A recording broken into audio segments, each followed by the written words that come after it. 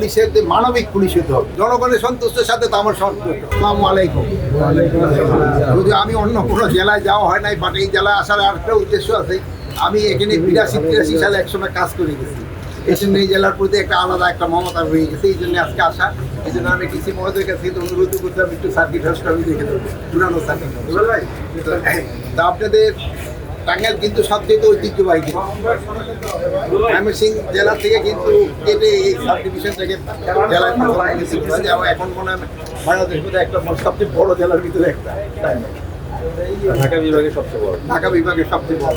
তা আপনাদের যদি কোনো কলঙ্ক মোচনের জন্য আমি বলছি যে পুলিশের যে মানবিক পুলিশ হতে হবে। যেমন আগে কোনো কিছু ঘটনা ঘটলেই যেন তারা না হয়, আপনাদের সাথে ব্যবহার যেমন বলে না জনবান্ধব পুলিশ, এটা যেন জনবান্ধব হলে কিন্তু তাদের কলঙ্ক মুছে যাবে। জনগণের যদি বান্ধব হতো, যারা কলঙ্কিত করছিল নির্বাচনটা, তাদের ব্যাপারে সার্কুলার সিদ্ধান্ত। কলঙ্কর কথা তো নির্বাচন আপনি দেখছেন তো, দুই একজনকে কিন্তু আইনের আওতায় অলরেডি নেওয়া আনা হয়েছে। পুরাতন একটা প্রশ্ন আবার নতুন করে করতে চাই।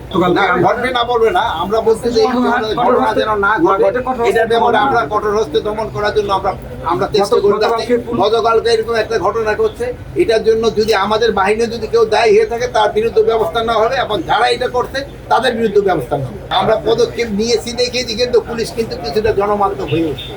আগের মতো কিন্তু পুলিশ ওরকম ব্যবহার করে।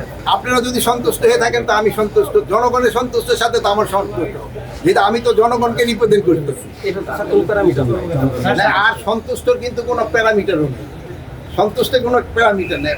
আপনি হয়তো কেউ 2 টাকায় সন্তুষ্ট হয়, কেউ 2 কোটি টাকায় সন্তুষ্ট হয়। এখন এই সন্তুষ্ট তো প্যারামিটার করতে পারবো না, বাট আমরা সর্বাত্মক চেষ্টা করে যাচ্ছি যেন সবাই একটা সন্তুষ্টির ভিতরে রাখতে পারি। আপনারা দোয়া করবেন যে আসতে বন্যা করে কেন, বন্যা কি আসতে নাকি, বন্যা যেন না আসে এই জন্য দোয়া করবেন। যদি আসে ওই জন্য আমাদের সব ধরনের প্রস্তুতি আছে। কতটা উন্নতি হয়েছে এটা আপনারা আমাদের থেকে মাঠে ময়দানে থাকেন বলতে পারবেন। তা আমারটা মনে হচ্ছে যে উন্নতি হচ্ছে এবং হইতে থাকবে। আগামী নির্বাচনের জন্য আইন শৃঙ্খলা বাহিনী, শুধু পুলিশ নয়, সব আইন শৃঙ্খলা বাহিনী প্রস্তুত। যেই সময় ডেট দিবে ওই সময় একটা সময় আছে, আর অনেক দিন আমাদের প্রস্তুতির একটা সময়।